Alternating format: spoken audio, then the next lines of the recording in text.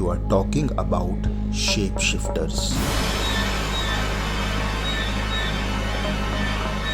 कबीर कुछ सोचने लगता है और कहता है, शिट फलक, तुम्हें याद है अभी कुछ दिन पहले एक प्लेन का वीडियो वायरल हुआ था जिसमें एक लेडी एक शेप शिफ्टर को देखने का दावा कर रही थी।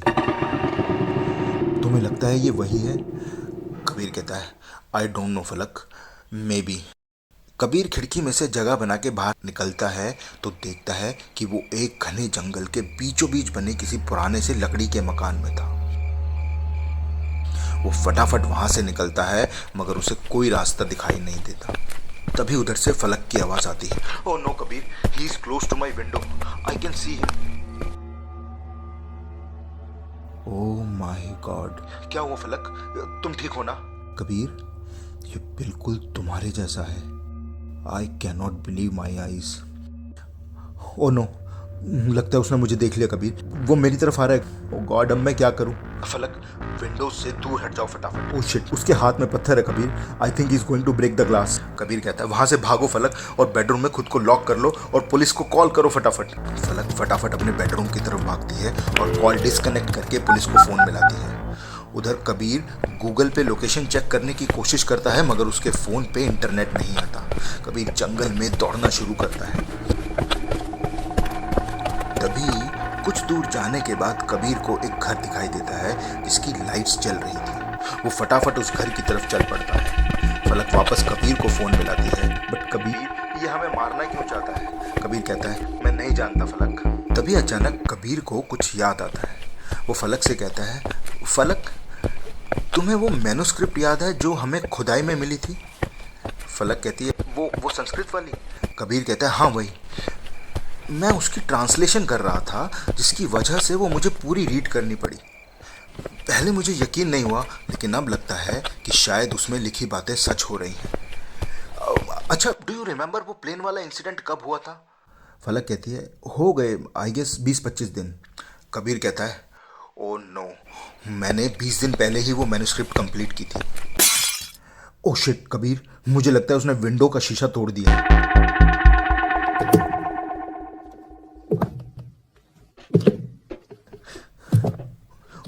ओ नो कबीर, कबीर वो ऊपर आ रहा है।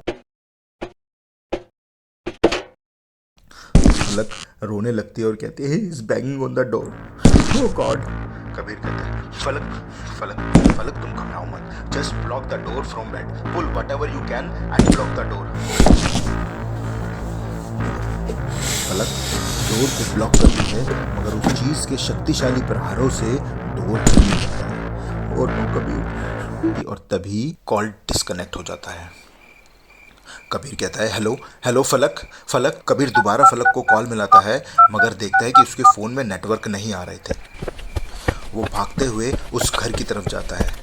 उधर दूसरी तरफ फलक के घर पे पुलिस पहुंच चुकी थी और उन्हें फलक अपने बेड पे बेसुध सी बैठी दिखाई देती है और उसके हाथों और मुंह पर खून लगा हुआ था और उसके पास ही कबीर की बॉडी पड़ी हुई थी। दूसरी तरफ जंगल में कबीर घर के दरवाजे पे पहुंचता है और नॉक करता है। खिड़की में से एक बुजुर्ग औरत बाहर झांकती है। कबीर जैसे ही कुछ कहने के लिए मुंह खोलता है, वो औरत उसे देख के बेहद डर जाती है और तेजी से अंदर भागती है। कबीर को बड़ा अटपटा लगता है और वो तेजी से कहता है, प्लीज आई नीड हेल्प।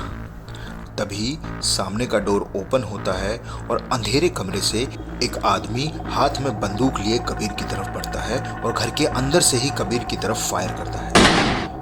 गोली कबीर के कंधे में लगती है और वो फटाफट वहां से भागने लगता है। कबीर भागते भागते एक लकड़ी के बड़े से लट्ठे से ठोकर खाकर गिर जाता है। उसके सर से खून बहने लगता है और उसके पैर वहां पड़ी झाड़ियों में उलझ जाते हैं।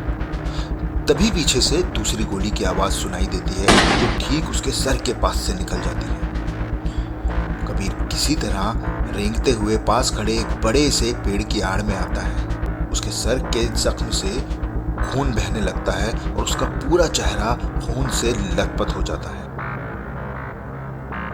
उधर गार्डन की सीसीटीवी की फुटेज से पता चलता है कि कबीर ने फलक को मारने की कोशिश की मगर वो खुद फलक के हाथों मारा गया। पुलिस फलक को अपने साथ चलने के लिए कहती है।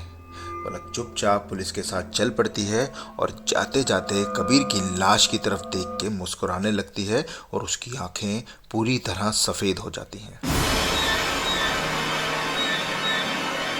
उधर कबीर अपनी चोट की गहराई देखने के लिए अपने मोबाइल का कैमरा ऑन करता है और जैसे ही वो अपना चेहरा मोबाइल के कैमरे में देखता है,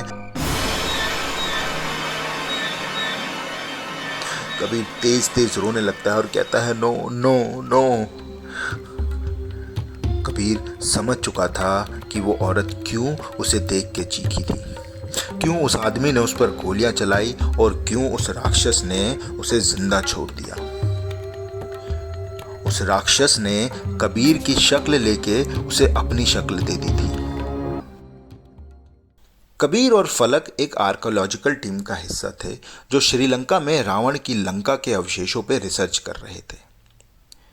खुदाई करते करते उन्हें वहां एक मैन्युस्क्रिप्ट मिली थी जिसमें पौराणिक असुर और राक्षसों का जिक्र था और साथ ही लिखे थे कुछ मंत्र जिनका हिंदी वर्णन था कि जब भी इन मंत्रों का उच्चारण होगा तो धरती पे फिर से राक्षसी ताकतों का जन्म होगा।